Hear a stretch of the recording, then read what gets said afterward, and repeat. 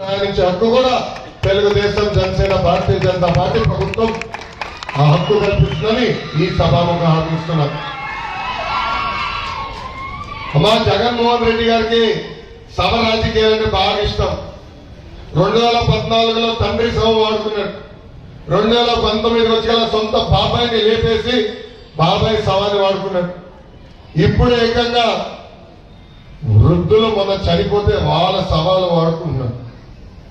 అమ్మా ఆయనకి తెలుసు 1వ తారీఖు నాడు పెన్షన్లు ఇవ్వాలని, కానీ కావాలని కేవలం 10% మందికి సరిపోయే పెన్షన్ ఆనాడు సచివాలయ అకౌంట్ లో వేశారు. దానివల్ల 32 మంది ఇబ్బంది పడి చనిపోయే పరిస్థితి చూశారు. కావాలని వైకాపా నాయకులు వాలంటీర్లు వాడి ఎలక్షన్ ప్రచారం చేయించారు. అది తెలుసుకున్న ఎలక్షన్ కమిషన్ వాలంటీర్లు ప్రభుత్వ బాధ్యతల నుంచి ఈ 2 నెలలు దూరంగా ఉండాలని వాళ్ళ ఆదేశాలు జారీ చేశారు.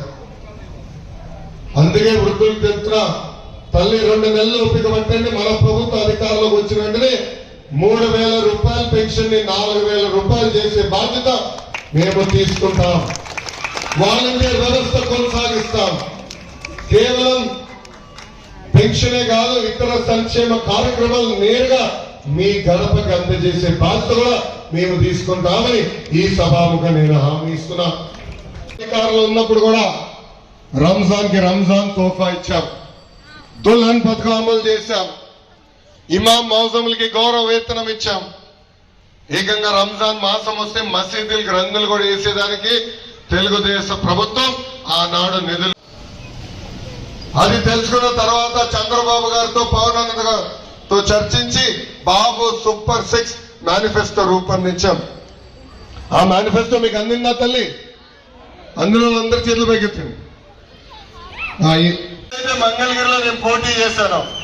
ఆ రోజు మంగళగిరి నా సొంతం చేసుకునే తల్లి నేనుగా తల్లి. ఈ రోజు బ్రహ్మని కూడా మంగళగిరి ఆమె సొంతం చేసుకుంది.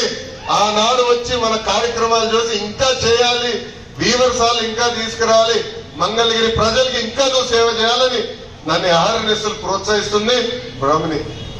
ఇట్లా ఒక పట్టుదల, ఒక కమిట్మెంట్ తో మీకు పనిచేస్తున్నాం తల్లి.